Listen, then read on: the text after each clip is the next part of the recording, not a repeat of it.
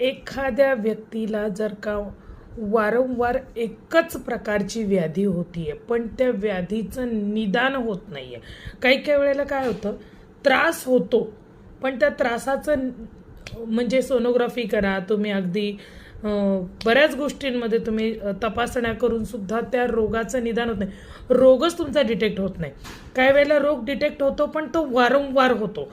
अशा गोष्टी ज्या वेळेला होतात त्यावेळेला त्याच्यासाठी शास्त्रामध्ये काही गोष्टी दिलेल्या आहेत. आपले जे पूर्वज आहेत, ऋग्वेद आहे, यजुर्वेद आहे, सामवेद आहेत, अथर्ववेद आहे, या सगळ्या वेदांमध्ये सुद्धा या गोष्टींची माहिती पूर्णपणे दिलेली आहे. पण काय होतं, आपलं वाचनच नसल्यामुळे आपल्याला त्या गोष्टीची पूर्णपणे माहिती नसते. तर आता याच्यातलंच एक म्हणजे विष्णू सहस्त्रनाम हे एक तुम्ही एक स्तोत्र घेतलं. आता तुम्हाला असं वाटेल हे एक स्तोत्र आहे, ह्याच्यामध्ये काय अशा गोष्टी आहेत, पण तसं नाही आहे. विष्णू सहस्त्रनामामध्ये फलश्रुतीमध्ये सांगितलेले आहे, भवत्य रोगो द्युतिमान रोगार्ते मुच्यते रोगात. त्यांनी वारंवार त्याच्यामध्ये ग्वाही दिलेली आहे की तुम्ही विष्णू सहस्त्रनामाचा पाठ केल्यानंतर तुम्हाला त्याचे काय काय फलश्रुती प्राप्त होणार आहे.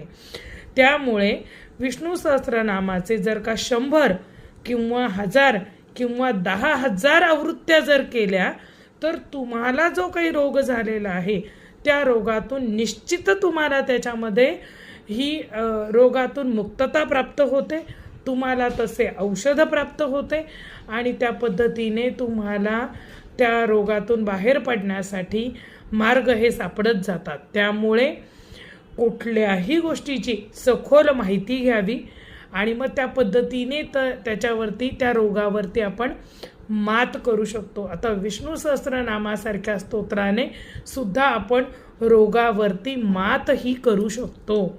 म्हणून टेंबे स्वामींनी सुद्धा, टेंबे स्वामी दररोज विष्णू सहस्त्रनाम म्हणत असत.